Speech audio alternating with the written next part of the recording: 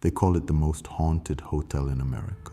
19 stories of fading grandeur and stained marble, standing like a tombstone in the heart of Los Angeles' Skid Row. Since its doors opened in 1927, the Cecil has been more than just a building. It has been a magnet for the desperate, the deviant, and the doomed. On January 26, 2013, a 21-year-old Canadian student named Elisa Lam checked in. She was on a West Coast tour, a journey of self-discovery, documented through her Tumblr posts, a digital trail of a young woman looking for light in a world that often felt grey. But the Cecil has a way of swallowing light. Originally assigned to a shared hostel-style room, Elisa was moved to a private room after her roommates complained of odd behavior. It was a small detail at the time, a footnote, but in the shadows of the Cecil, small details have a habit of turning into nightmares. On January 31st, Elisa was supposed to check out and head to Santa Cruz. She never made it to the front desk. To understand what happened to Elisa, you must understand the soil she was walking on. The Cecil doesn't just have a history, it has a body count. Long before Elisa arrived, the hallways belonged to monsters. In the mid-80s, room 1414 was home to Richard Ramirez, the Night Stalker, a satanic serial killer who terrorized Los Angeles. He would return to the Cecil after a night of horrific violence, covered in the blood of his victims. He would walk through the lobby, climb the stairs, and discard his blood-soaked clothes in the hotel's dumpster. No one asked questions.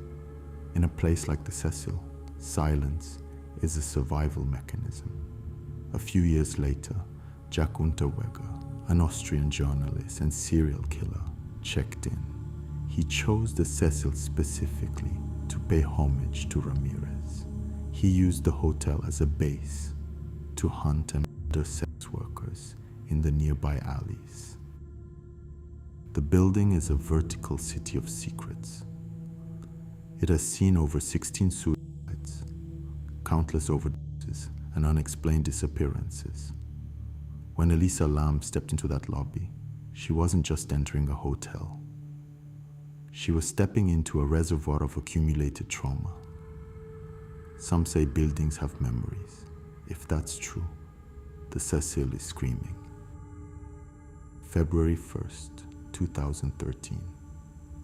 The Los Angeles Police Department releases a video that would soon become the most scrutinized 4 minutes in the history of the internet. 1:59 a.m. Elisa enters the elevator.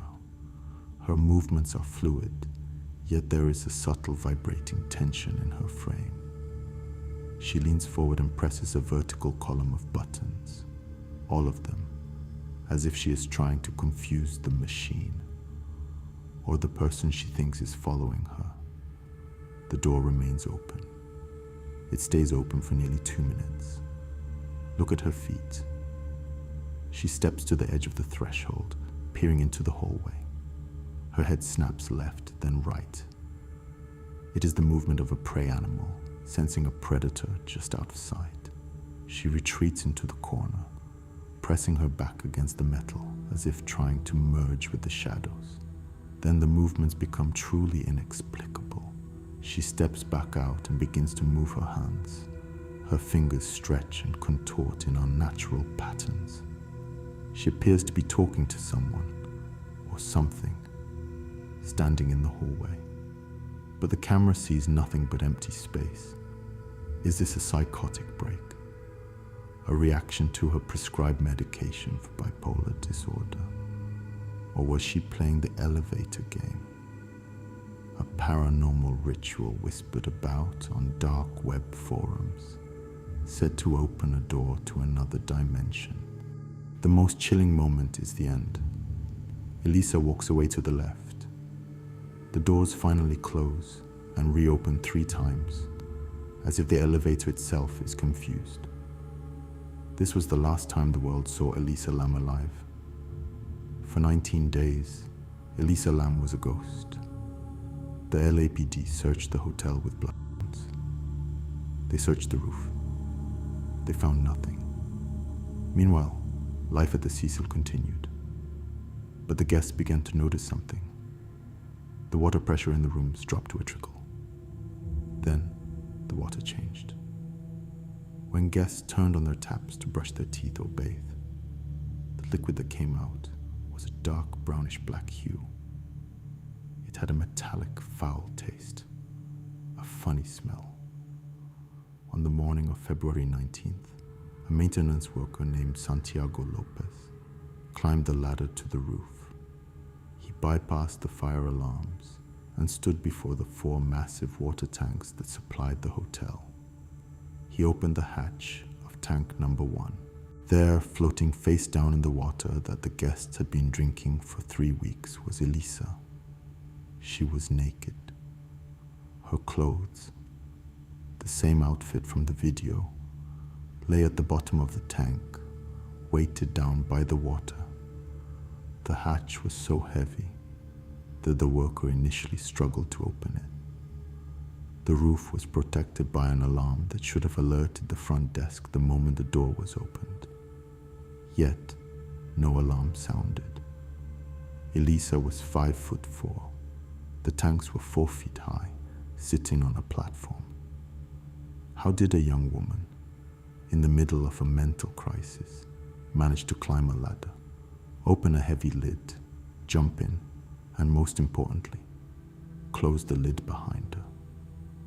The autopsy ruled the death an accidental drowning, citing her bipolar disorder as a significant factor. Case closed, but the internet wasn't finished. Consider the LAM ELISA test. In the weeks following the discovery of her body, a tuberculosis outbreak hit the Skid Row area surrounding the hotel. The official test used by health officials to identify the bacteria is called the LAM ELISA test. A coincidence so mathematically improbable, it borders on the impossible. Then there is the dark water connection. In 2005, a movie was released, starring Jennifer Connelly. The plot: a mother and daughter move into a rundown building. They notice dark water leaking from the ceiling. They find a body in the water tank on the roof. The daughter's name in the movie: Cecilia. Are these just synchronicities? Meaningless patterns seen by a brain seeking order in chaos? Or was Elisa's life being mirrored by a dark script written long before she ever arrived in Los Angeles? The toxicology report found no illegal drugs in her system. She wasn't high. She was alone. And yet, the elevator footage tells a story of a woman who felt she was anything but alone. The Cecil Hotel has been renamed, renovated, and rebranded, but the bones of the building remain the same. The story of Elisa Lam is a modern tragedy, a perfect storm of mental health, urban isolation, and the viral power of the internet. We are obsessed with her because she represents our greatest fear, that we can disappear in plain sight, that we can be surrounded by hundreds of people in a city of millions and still be swallowed by the dark. Whether it was a tragic accident fueled by a broken mind or a predatory shadow that the Cecil kept in its corners, we will never truly know. Elisa Lam's digital footprint, her Tumblr, her photos, her thoughts, remains frozen in time. A permanent monument to a girl who went looking for adventure and found a void. As you walk past the hotel on Main Street, look up at the roof. The tanks are still there. The hallways are still there. And if you listen closely to the hum of the old elevator, you might realize that in the Cecil, checkout time is never truly the end.